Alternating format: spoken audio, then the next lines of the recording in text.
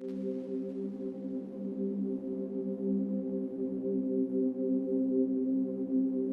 araw nang namimilipit ang kalamnan ni Boyet dahil sa gutom.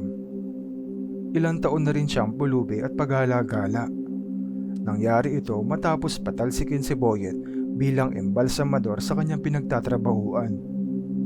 Dulot ito ng politika at paninisi sa kanya na siya ang nagnakaw ng kita sa naturang negosyo.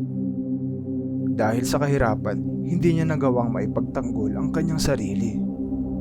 Nawalan si Boyet ng asawa, bahay, trabaho at napilitan maging pulubi.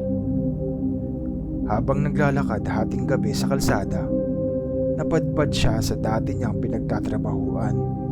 Gusgusin at madumi ang kanyang itsura. Gutom na gutom. Sa harap ng morgue ay may nakita siyang isang tarpaulin. Nakasaad ang balitang pumanaw na ang dating nagmamay-ari nito. Tandang-tanda niya ang itsura sa larawan, sapagkat iisang tao lamang ang nagmamay-ari ng morgue at ang punot dulo ng magulo niyang mundo. Nandilim ang paningin ni Boyet. Wala na siya sa wisyo. Kumakalam pa rin ang kanyang tiyan na animoy mamamatay na sa gutom. Walang pag-aatubilin niyang pinasok ang morgue. Hinahanap ang bangkay na dating may-ari ng punerarya. Wala siyang pakialam kung matawag siyang patay gutom.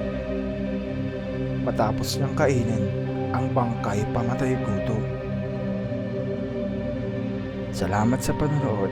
Click the subscribe button and notification bell for more videos.